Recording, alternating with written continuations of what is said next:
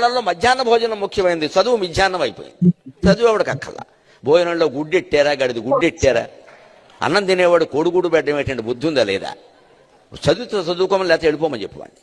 కోడిగుడ్డు కోసం వస్తావు నువ్వు? ఈ గుడ్లు లెక్క రాయాలి మాస్టర్లు, వాళ్ళ కర్మ కాలిపోయి. చదువు చెప్పక్కల్లా. ఎన్ని గుడ్లు వెళ్ళే, ఎన్ని గుడ్లు మిగిలే, ఎన్ని గుడ్లు మధ్యలో పేలే, ఎన్ని గుడ్లు ఈ మాస్టర్ తినేసాడు. ఇంక వీడు చదువు ఎందుకు చెబుతాడండి?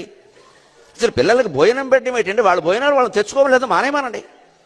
అంటే పిల్లలకు భోజనం పెట్టి పుస్తకాలు ఇచ్చి యూనిఫార్మ్ ఇన్ని ఇస్తే వాడు చదువుతాడా? శోభనం పెళ్లి కొడుకులో మంచం ఎక్కి కూర్చుంటాడు. ఎందుకు చదువుతాడు వాడు? విద్యార్థికి ఎన్ని సౌకర్యాలా అవసరమా? చదువు రావట్లేదు ఎవరికి, భోజనాలే వస్తున్నాయి. పైగా అందులో బల్లి పడింది, పిల్లి పడింది, పడదా?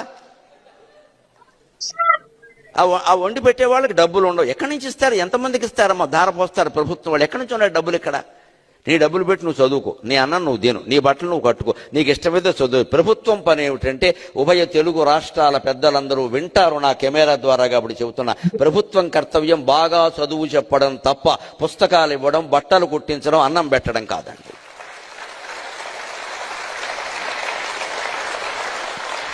మేము ఖచ్చితంగా చదువు చెప్పిస్తాం, నీ జీవితానికి బాధ్యత వహిస్తాం. నీకు నమ్మకం ఉంటే రా, లేకపోతే వెళ్ళిపో. ఈ మాట అనే దమ్ము లేదు ఎవరికి. ఎందుకంటే అందరికీ మళ్ళీ ఎన్నికలు రావాలి, మళ్ళీ మనం రావాలి, మళ్ళీ మనం రావాలనే దరిద్రం వదిలిపోతే ఇవన్నీ ఉంటాయి.